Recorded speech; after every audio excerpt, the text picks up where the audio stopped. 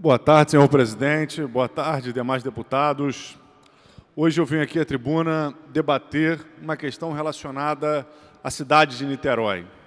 Está em discussão na Câmara de Vereadores o Plano Municipal de Educação de Niterói. Os planos municipais eles são instrumentos importantes para discutir políticas públicas de médio e longo prazo para a educação.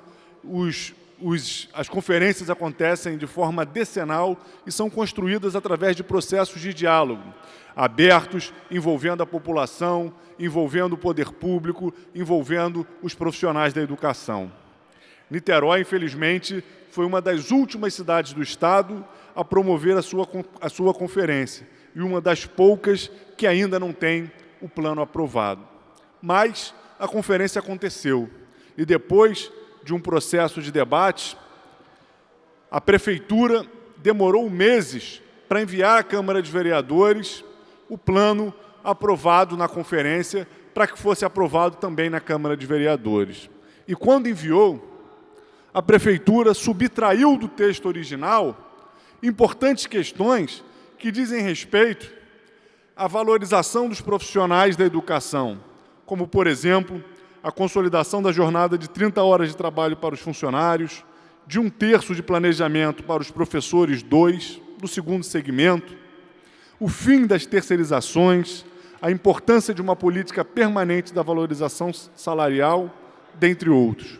Por conta dessa subtração, a bancada do PSOL em Niterói de vereadores e o Sindicato Estadual dos Profissionais da Educação já encaminharam denúncias ao Ministério Público para que fosse corrigida e essas omissões fossem recolocadas no plano a ser votado na Câmara de Vereadores.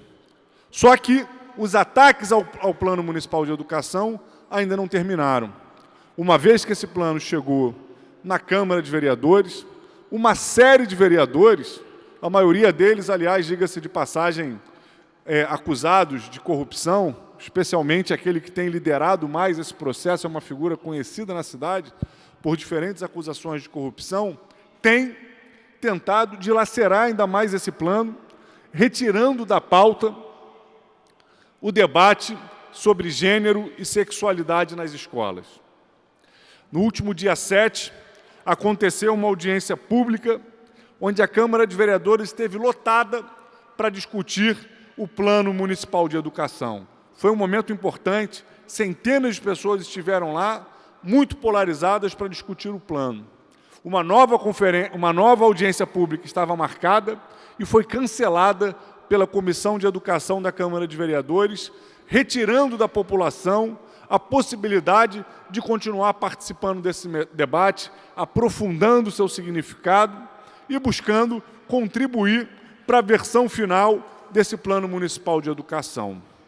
Nesse dia, nessa audiência pública que aconteceu na Câmara Municipal de Niterói, um debate que foi central, muitas pessoas se mobilizaram, especialmente, por um lado, cristãos das diferentes denominações, inclusive da Igreja Católica, e, por outro lado, militantes feministas, militantes do movimento LGBT, tensionados pelo esse debate da questão da discussão de gênero e da livre orientação sexual. E eu gostaria de dedicar alguns minutos da minha fala a fazer uma reflexão sobre isso, especialmente me dirigindo aos cristãos, porque depois daquela audiência pública, eu recebi a informação de que algumas igrejas estariam fazendo discussões e questionando a posição do pessoal sobre esse debate, dizendo que nós gostaríamos de doutrinar as crianças para que mudassem de sexo e coisas dessa forma. Então, vamos fazer esse debate de frente com serenidade.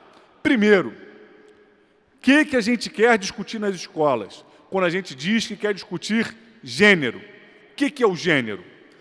O conceito de gênero, ele é um conceito que surge entre as feministas americanas da década de 70 e que foi incorporado pela sociologia americana, depois pela sociologia inglesa, pela sociologia brasileira, que faz um debate de que a sociedade, ao longo dos tempos, atribuiu socialmente características que seriam definidas como características femininas e características que seriam atribuídas como características masculinas, mas que não têm relação direta por nenhuma determinação biológica, ou seja, são construções sociais que atribuem à mulher um determinado papel e atribuem ao homem outro papel.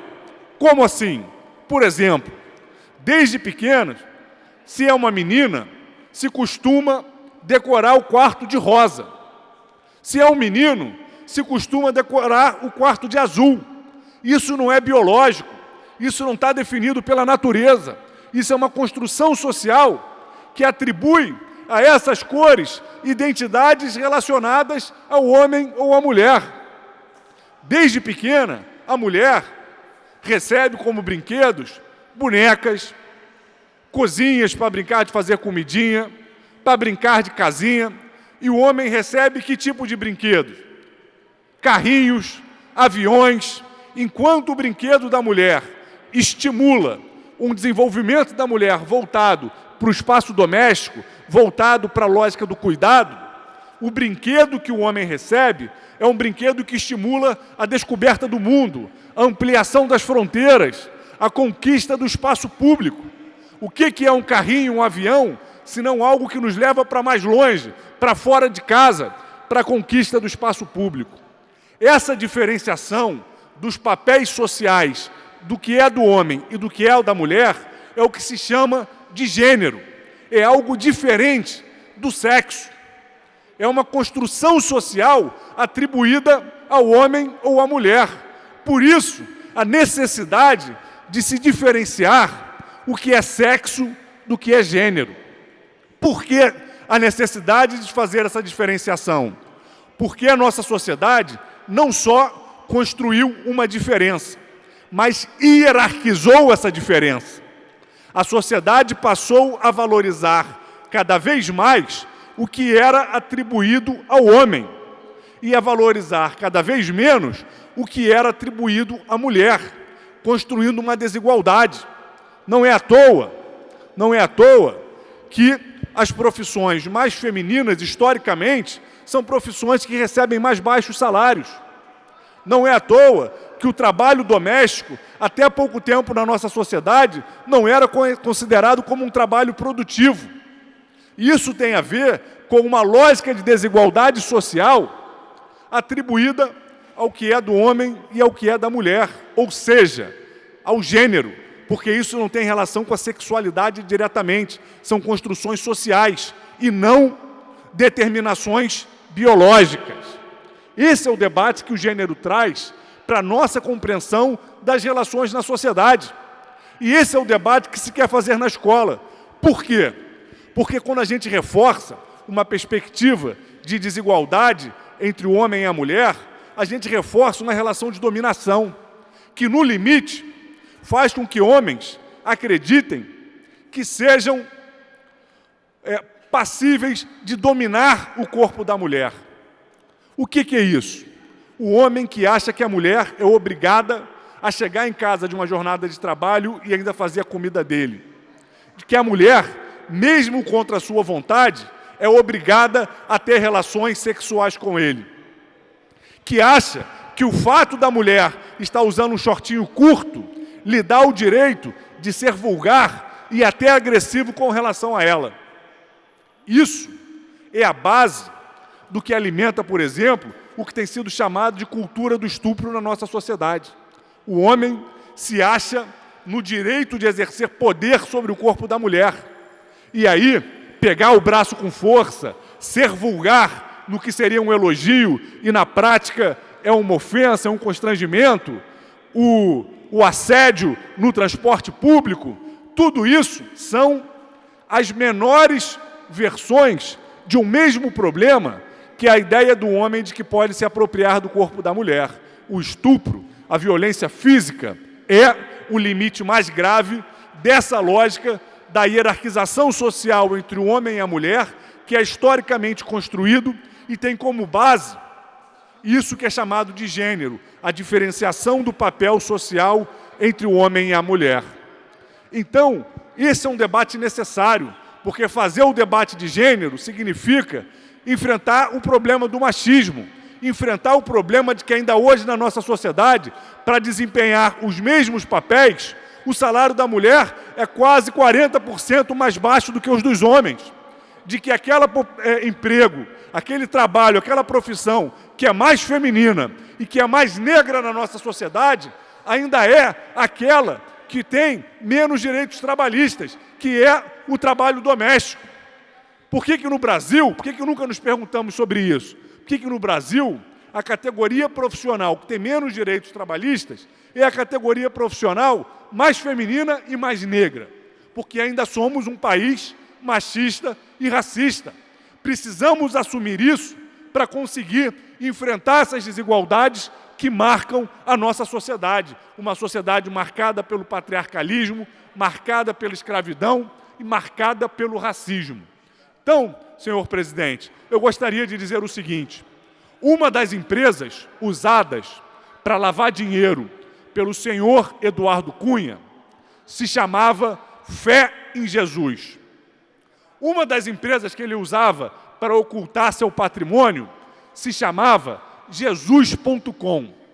Ele, talvez o mais notório corrupto da história recente do Brasil, se escondia por trás do debate religioso para não deixar transparecer a sua verdadeira forma de fazer política centrada na corrupção, na lógica do toma lá da cá. Eu gostaria de conversar especialmente com os cristãos. Vamos fazer um debate sério, vamos pensar as formas de combater a violência contra a mulher, as formas de combater a violência contra os homossexuais, contra os gays, contra as lésbicas. Vamos fazer um debate sincero sobre isso. Quando a gente propõe a discussão de gênero, o que a gente quer é inibir essas formas de violência e essas formas de desigualdade. Não deixem que atores políticos envolvidos em grandes esquemas de corrupção manipule a fé de vocês, distorça o que é o debate de gênero para criar confusão nessa discussão. O Estado tem que ser laico para garantir que as diferentes formas de pensar e as diferentes formas de fé possam se desenvolver com liberdade. Para concluir, senhor presidente, eu destaco: temos assistido no mundo inteiro a massacres, tendo como pano de fundo a questão religiosa. A gente viu em países como a Nigéria, por exemplo, em diferentes momentos, cristãos sendo massacrados. Nós vemos em diferentes países outras religiões sendo massacradas barbaramente. Para que todas as religiões possam conviver em paz no mundo inteiro, é fundamental atribuirmos ao Estado o caráter laico, não ter religião e haver um limite na influência entre os pressupostos religiosos e o que é o Estado. Isso é um debate fundamental e é um debate que eu quero fazer com toda a sociedade de Niterói e do Estado do Rio de Janeiro, especialmente com os cristãos, que estão tomando a cena política, querendo defender os seus pontos de vista, o que é legítimo, mas que não podem se deixar manipular, porque por trás desse debate que hoje questiona a discussão de gênero na escola, há um grande esquema de quem quer desviar o foco da política e esconder as suas razões de fazer da política um balcão de negócios.